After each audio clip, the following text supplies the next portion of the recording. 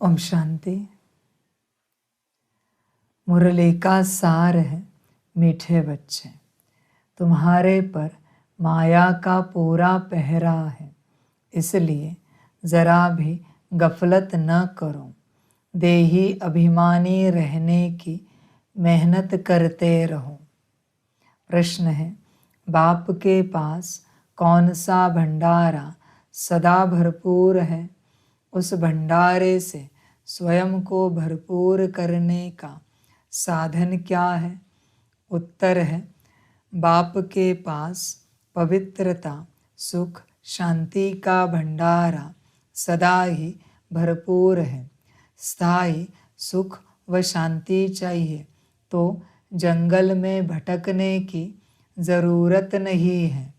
पवित्रता ही सुख और शांति का आधार है। पवित्र बनो तो तुम्हारे सब भंडारे भरपूर हो जाएंगे। बाप आते ही है बच्चों को पवित्र बनाने, वह है एवर पवित्र। गीत है, न वह हमसे जुदा होंगे। ओम शांति। यह बच्चों का ही गाया हुआ गीत बच्चे सुन रहे हैं। यह बच्चों की आत्माएं कहती हैं। अब बच्चों को देही अभिमानी बनना है, अर्थात अपने को आत्मा निश्चय करना है, न कि परमात्मा।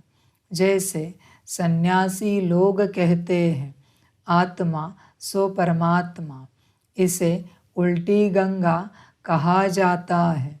अब बाप समझाते हैं, इतना समय तुम सब देह अभिमानी बनते आए हो, अब देही अभिमानी बनो। यह शिक्षा मिलती है वापिस घर जाने लिए। फिर सतयुग में तो है तुम्हारी प्रारब्ध, जब यहाँ तुम देही अभिमानी बनते हो और बाप की नॉलेज को ग्रहण करते हो, फिर जाकर ज्ञान की प्रारब्ध का पार्ट बजाते हो। वहाँ तो देह अभिमान व देही अभिमानी का प्रश्न ही नहीं है। इस समय तो मनुष्यों को पता ही नहीं है कि हम आत्मा हैं, हमारा बाप परमात्मा है। बिल्कुल ही मूंझ गए हैं। सन्यासियों ने कहा कि हम तुम सब परमात्मा है, जिधर देखता हूँ तू ही तू है। इससे तो कुछ भी फायदा नहीं होता। वो लोग तो इसको भावना समझते हैं, परंतु सबकी भावना तो एक जैसी नहीं होती। एक ही घर में बाप बच्चे की भी भावना एक जैसी नहीं रहती। कहाँ कहाँ देखो बच्चे बाप को भी मार डालते, क्योंकि घोर अंधियारा है, सब पतित हैं। अभी तुम बच्चे स्वदर्शन चक्रधारी बने हो। स्वदर्शन चक्रधारी बनने से ही तुम राजा रानी बनते हो। तो बाप बच्चों को बार बार कहते हैं, देही अभिमानी बनो। ऐसे समझो, मुझ आत्मा को परमात्मा बाप अपना परिचय देकर पढ़ा रहे हैं, हमारे संस्कार बदला रहे हैं।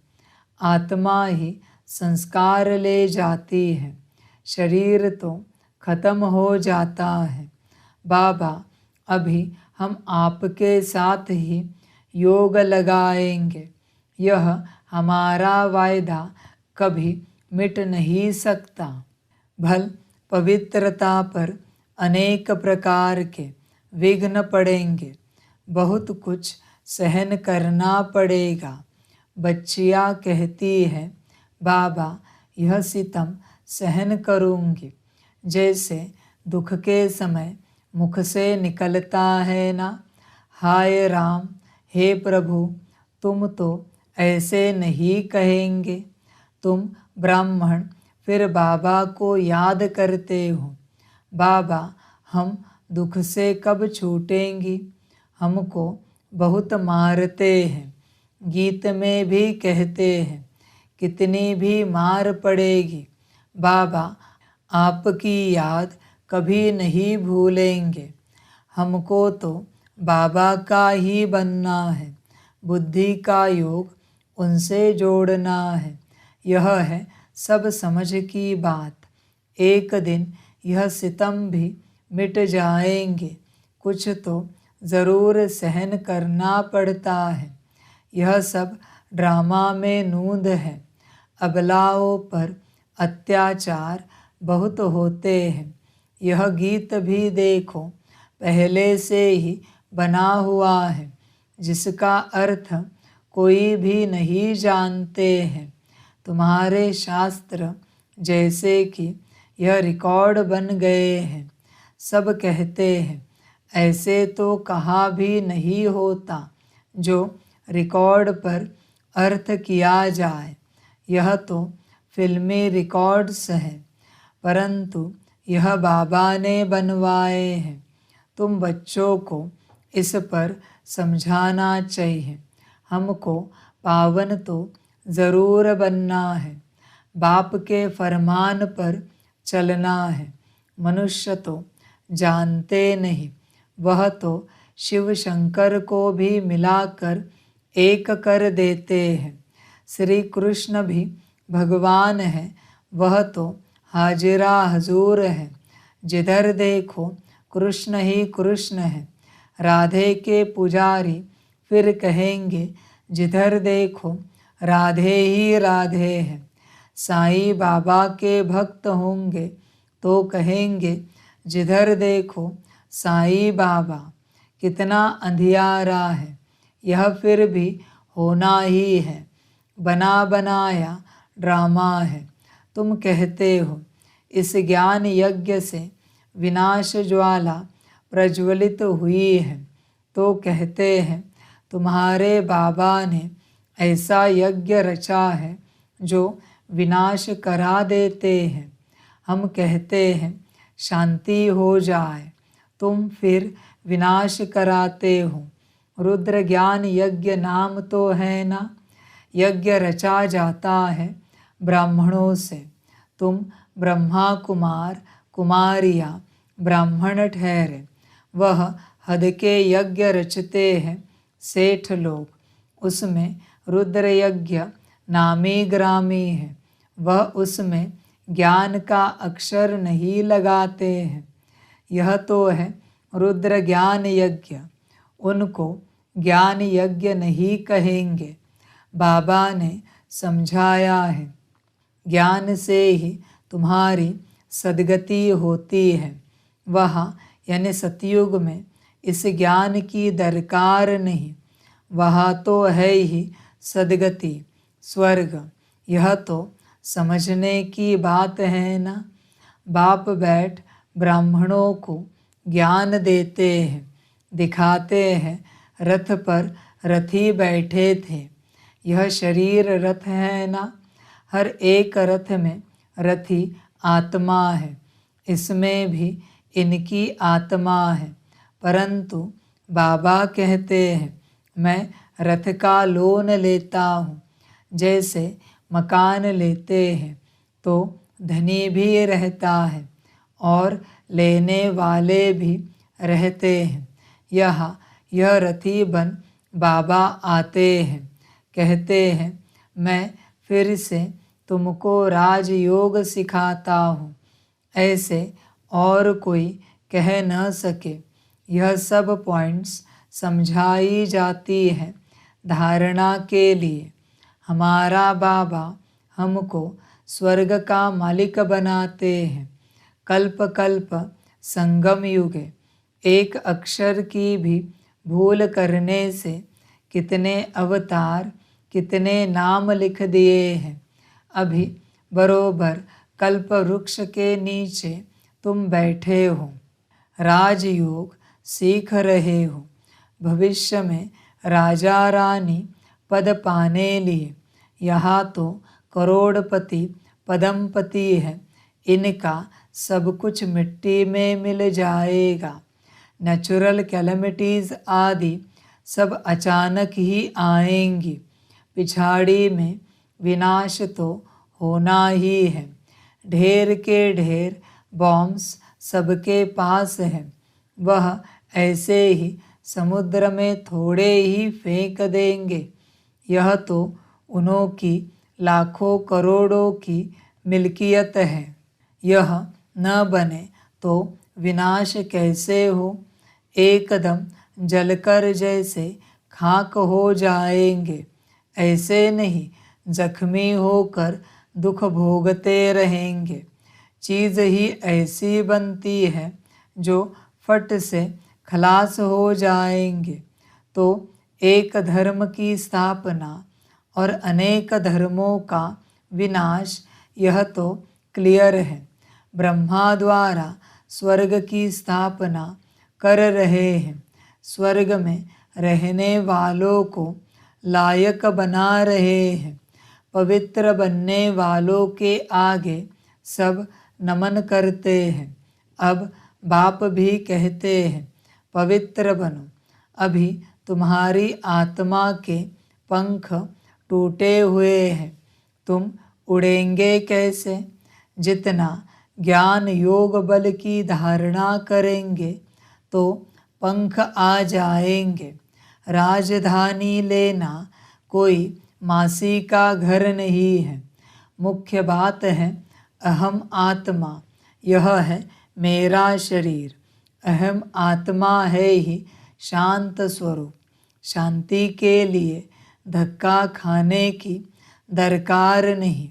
एक कहानी बताते हैं ना, रानी के गले में हार पड़ा था, लेकिन वह बाहर में ढूंढ रही थी। तुम रानियां हो, शांति के लिए जंगलों में जाने की दरकार नहीं। यहाँ तो है ही माया का राज्य, यहाँ शांति हो नहीं सकती।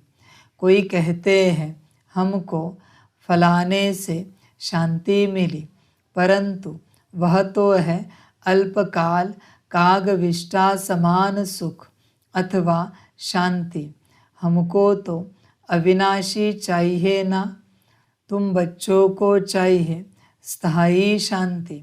पवित्रता से शांति सुख जितना चाहिए उतना लो।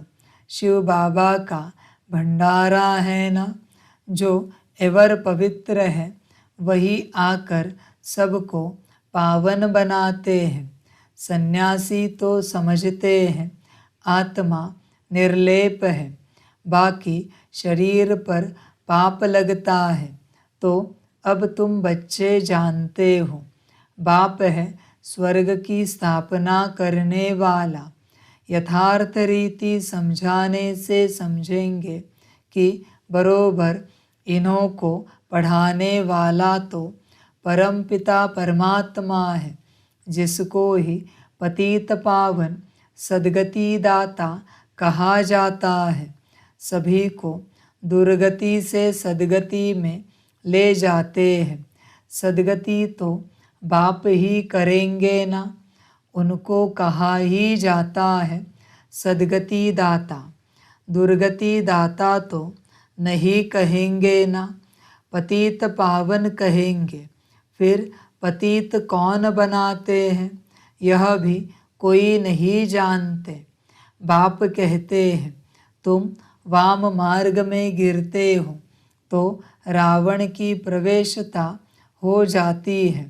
मंदिरों में बड़े बड़े काले चित्र राधे कृष्ण के रखे हैं, नाम ही रखा है श्याम सुंदर। सतयुग में सुंदर था, फिर कलयुग में माया सर्प ने डस कर काला कर दिया। अब कहाँ की बात कहाँ ले गए हैं, मनुष्यों को कुछ भी पता नहीं है। बाप रचयिता और रचना का किसको पता नहीं है। बाप बच्चों को समझाते हैं, बच्चे खबरदार रहना, माया बड़ी कड़ी है, इस समय तो तमो प्रधान है, किसको भी पछाड़ने में देरी नहीं करती, एक कदम नाक से पकड़कर गिरा देती है। यह है युद्ध स्थल। इसलिए बाबा बार बार समझाते हैं, तुम अपना कल्याण चाहो तो देही अभिमानी बनो, अपने को आत्मा समझ बाप को याद करो तो अंतमति सोगति हो जाएगी। सब संस्कार सामने खड़े हो जाते हैं। अनेक जन्मों के पाप विनाश करने में टाइम लगता है, तुम्हारा अंत तक पुरुषार्थ चलता है। पहली बात है देही अभिमानी बनना। परमात्मा बाप हम आत्माओं को पढ़ाकर आप समान बना रहे हैं। बैरिस्टर ज़रूर आप समान बैरिस्टर बनाएगा। फिर है पुरुषार्थ पर मदार। कोई बैरिस्टर तो एक ही केस में लाख रुपया भी कमाते हैं। अब तुम बच्चों को बाप कहते हैं कि पुरुषार्थ कर ऊंच पद पाओ।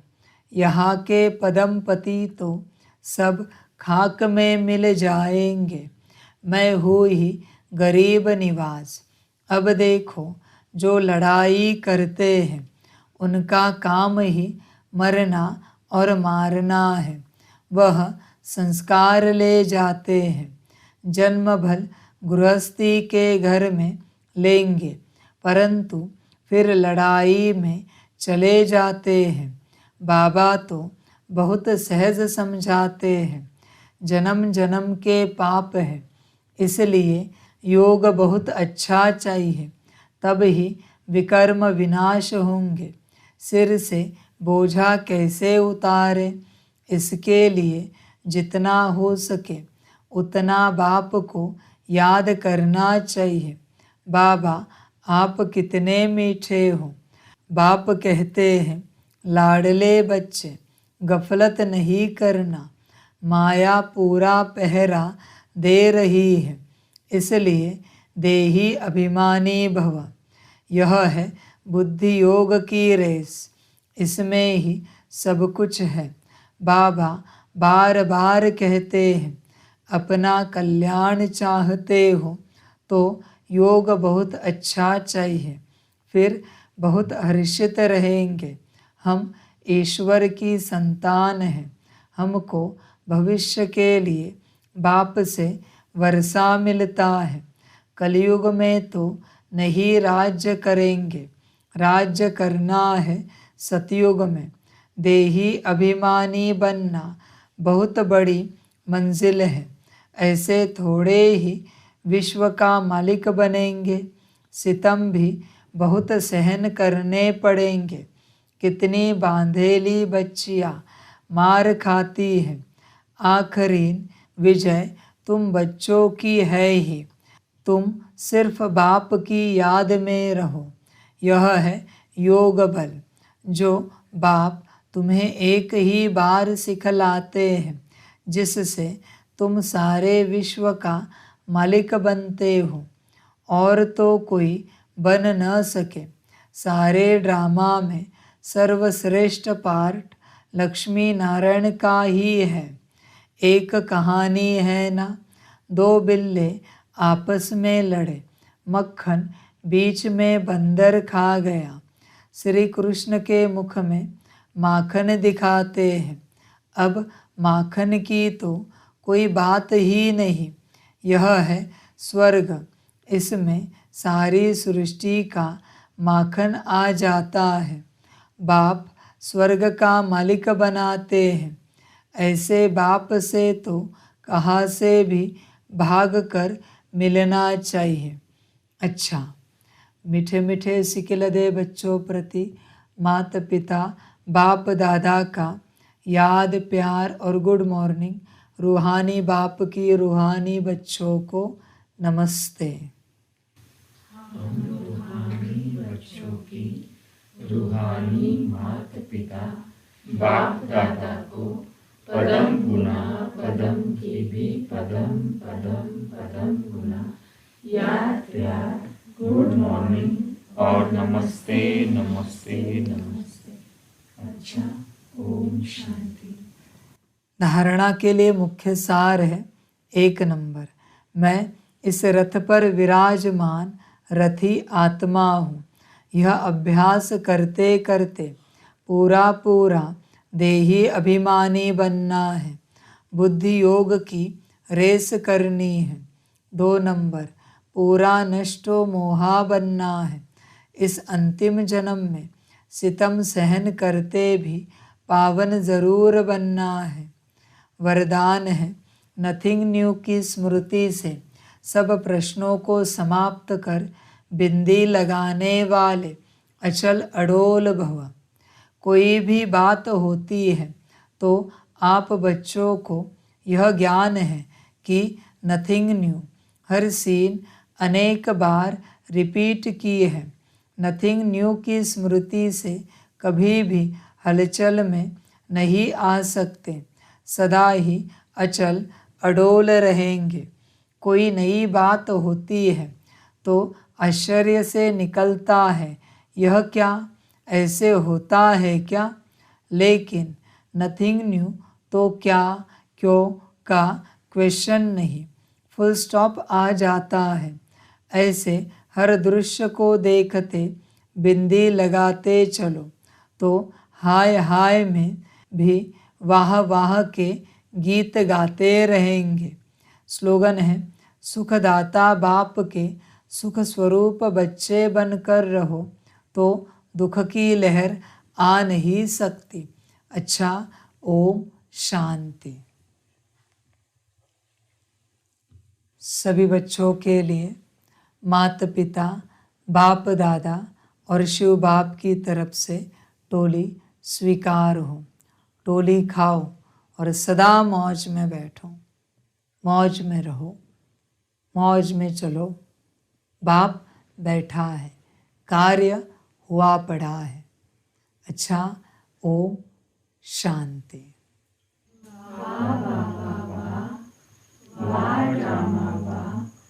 वारे में आत्मा वारे मेरा भाग्यवान, वारे मेरा ईश्वरीय परिवार, वारे में स्वराज्य अधिकारी आत्मा। अच्छा, ओम शांति। मेरा बाबा, मीठा बाबा, प्यारा बाबा, पदम गुना पदम गुना पदम गुना, शुक्रिया बाबा, शुक्रिया बाबा, शुक्रिया बाबा। अच्छा, ओम शांति। ओम शांति।